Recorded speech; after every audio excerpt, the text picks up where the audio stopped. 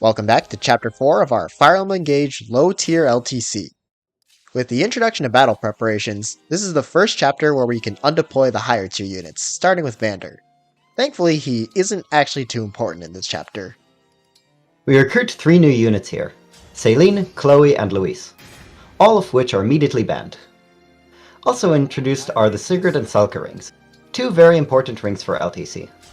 We put Salka to good use by taking the newly obtained Javelin and using Warp Ragnarok to transport it to Louise. Celine's retainers start in closer position to the boss, but not quite close enough to reach him, though it's not like they do much damage to him anyway. Instead, their job is to clear the path for our actual boss killer, Sigurd Clan. No one else can keep up to help the objective, so Frem will help Alir farm XP, while Team Alfred will move up to obtain the hand axe. On enemy phase, we need one out of 2 things to happen. The first possibility is for Chloe to dodge this axe armor. Initially, I had believed this was the only way this clear would go, so I skipped enemy phase to try again. Since we don't have the time crystal on this turn, I edited in a clip to show what happened. If Chloe successfully dodges the axe armor, she'll be able to kill on counter thanks to her personal skill providing true damage to pierce through his high defense. The nearby axe cav would then jump ahead in the turn order to try to break her. Instead, he now goes for the kill on Celine and blocks Clan's path, so we'll need her to dodge in place of Chloe. Technically, Celine could also dodge a sword flyer as well, giving us about a 32% chance of success, which isn't too bad, but unfortunately doesn't get us out of the woods quite yet.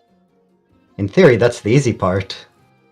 On turn 2, Celine can use Echo to chip the sword flyer and kill the axe armor, clearing the way for Chloe and allowing Louise to clear the way for Clan.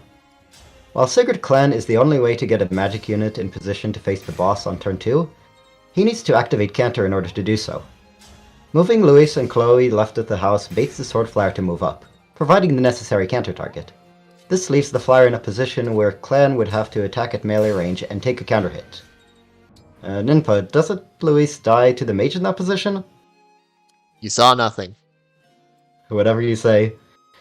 Anyway, since Clan will have to attack the flyer at melee range, we want Chloe to break her with her javelin, so that Clan will be able to counter into the boss's attack range.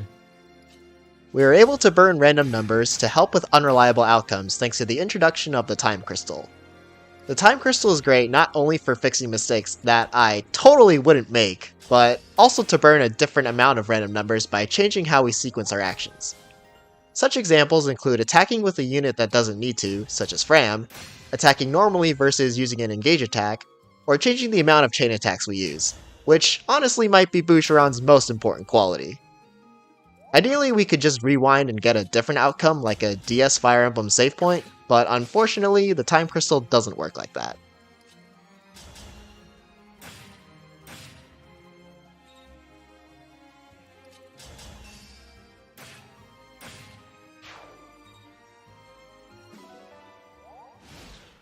For Clan to one-round the boss on enemy phase, he needs to land 1 out of 2 6% crits.